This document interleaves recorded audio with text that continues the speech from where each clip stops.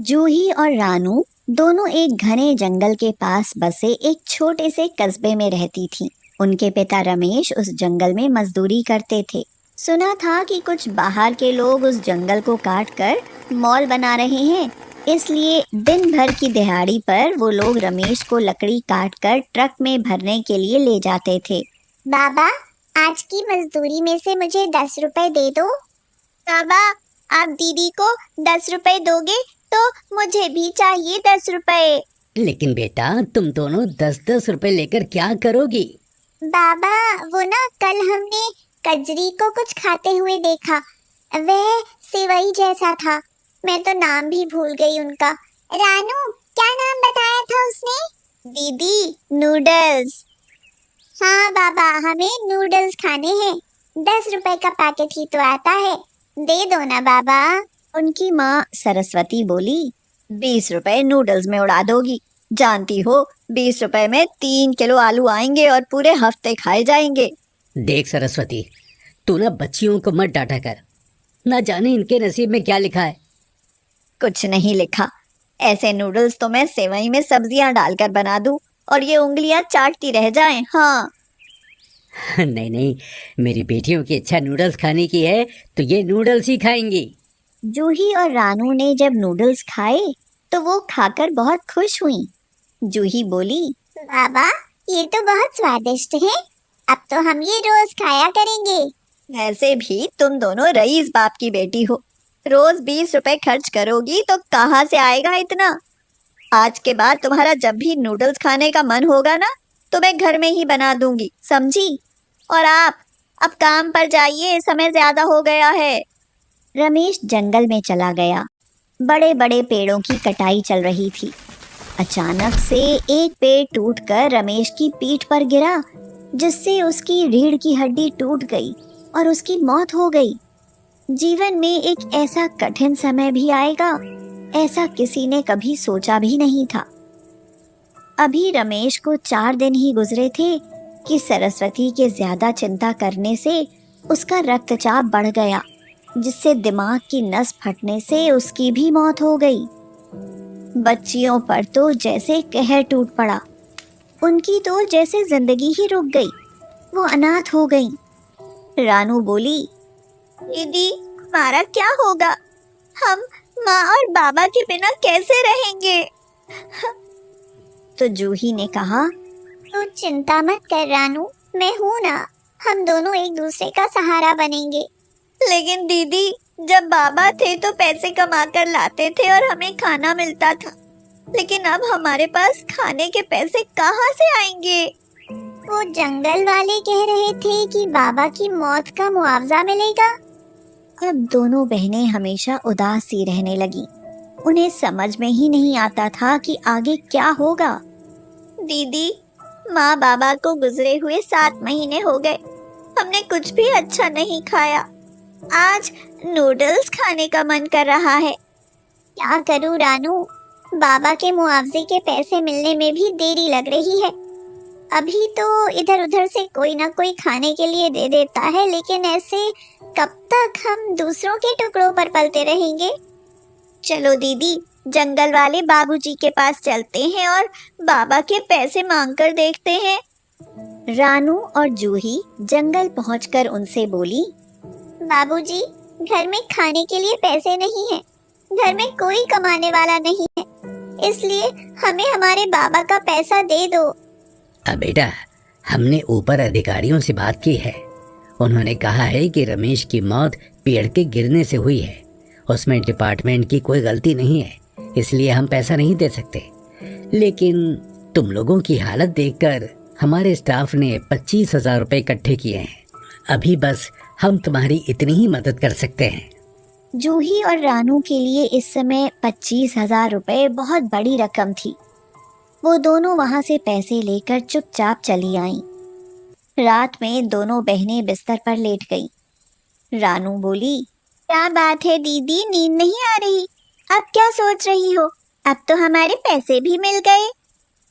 रानू, पैसे तो मिल गए हैं, लेकिन ये कितने दिन चलेंगे?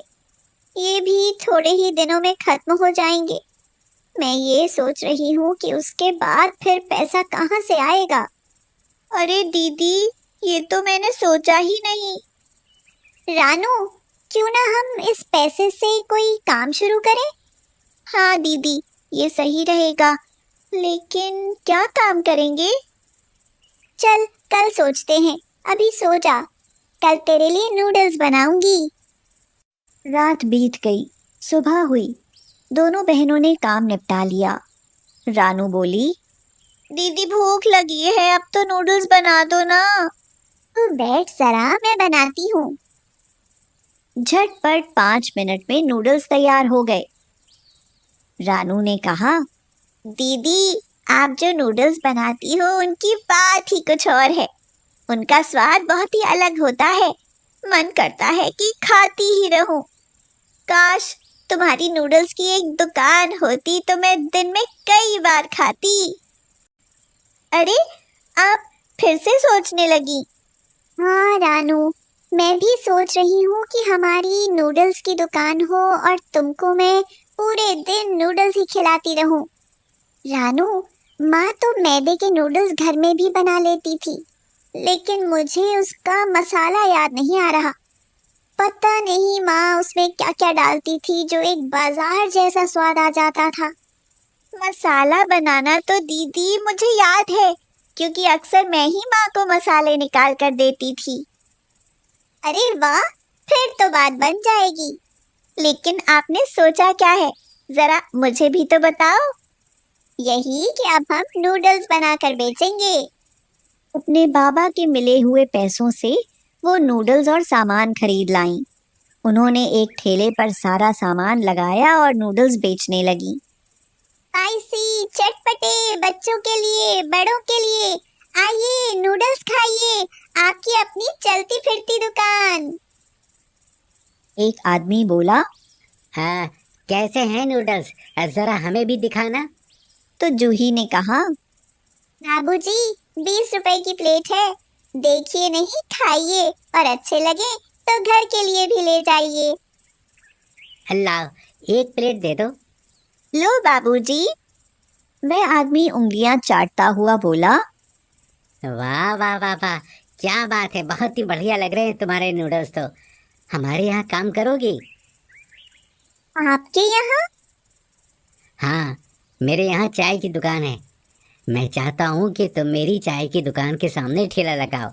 उससे तुम्हारे नूडल्स बहुत बिकेंगे, क्योंकि मेरे यहाँ चाय पीने बहुत से ग्राहक आते हैं। कुछ नूडल्स के ग्राहक बढ़ेंगे और कुछ नूडल्स की वजह से चाय के। रानू और जूही को ये तरकीब अच्छी लगी और अगले दिन उन्होंने वहां चाय की दुकान के सामने अपना ठेला लगाया। देखते ही देखते वहां ग्राहकों की लंबी लाइन लग गई। उनके नूडल्स कम पड़ गए। अगले दिन उन्होंने और ज्यादा नूडल्स बनाकर रखे, वो भी सारे बिक गए। जूही और रानू बहुत खुश थीं। उनके नूडल्स इतने बिकेंगे, उन्हें उम्मीद नहीं थी कि उनकी इतनी बिक्री होगी, और साथ में चाय वाले की बिक्री भी होने लगी। कुछ दिनों बाद जूही और रानू के नूडल्स की तारीफ एक होटल तक पहुंची। उनसे होटल के मालिक ने पूछा, बेटी, क्या तुम ये नूडल्स हमारे होटल में बनाओगी? मैं तुम्हें यहाँ से 4 गुना ज्यादा दाम दूंगा। दोनों बहनों की खुशी का ठिकाना न था। वो बोली, हम जरूर काम करेंगी। अब वो दोनों होटल में नूडल्स बनाती थीं। कुछ महीनों बाद जूही के मन में एक विचार आया। आखिर कब तक हम दूसरों के लिए काम करते रहेंगे? क्यों ना हम अपना एक रेस्टोरेंट खोलें, फिर रेस्टोरेंट भी अपना और बचत भी अपनी। उन्होंने एक अपना रेस्टोरेंट खोला। रानू, कुछ ही सालों में हमारा इतना अच्छा काम चलने लगा है और चारों तरफ हमारा बहुत नाम हो गया है। माँ बाबा हमें वहां से देखते होंगे तो बहुत खुश होते होंगे।